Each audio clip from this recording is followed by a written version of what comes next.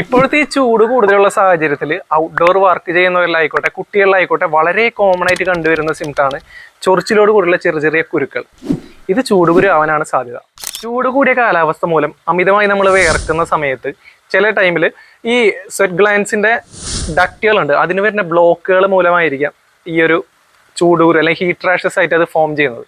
ചൂടുകുരു കൊണ്ടുണ്ടാകുന്ന പ്രശ്നങ്ങൾ മാനേജ് ചെയ്യാനായിട്ട് നിങ്ങൾ മെയിനായിട്ട് 4 കാര്യങ്ങൾ ശ്രദ്ധിക്കുക. ഒന്നാമതായിട്ട് വെയിൽ കൂടുതൽ വരുന്ന സാഹചര്യം പരമാവധി സൺ എക്സ്പോഷർ ഒഴിവാക്കാനായിട്ട് ശ്രമിക്കുക. രണ്ടാമത് അമിതമായി വിയർപ്പുണ്ടാകുന്ന സാഹചര്യങ്ങൾ പരമാവധി ഒഴിവാക്കാൻ ശ്രമിക്കുക. AC-യോ ഫാനോ അല്ലെങ്കിൽ കൂളറിൻ്റെയോ സൗകര്യങ്ങൾ ഉണ്ടെങ്കിൽ അത് പ്രയോജനപ്പെടുത്താൻ ശ്രദ്ധിക്കുക. ഇറുകിയ വസ്ത്രങ്ങൾ ധരിക്കാതിരിക്കാനായിട്ട് ശ്രദ്ധിക്കുക. പരമാവധി അയഞ്ഞ കോട്ടൺ വസ്ത്രങ്ങൾ ഉപയോഗിക്കാനായിട്ട് ശ്രദ്ധിക്കണം. ശരീരം തണുപ്പിക്കാനായിട്ട് 2 നേരം തണുത്ത വെള്ളത്തിൽ കുളിക്കുന്നത് നല്ലതായിരിക്കും.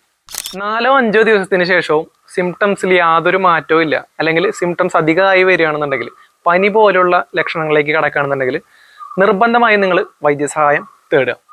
ഇതുപോലുള്ള ഹെൽത്ത് റിലേറ്റഡ് കണ്ടന്റ്സിനായിട്ട് ഡു ഫോളോ.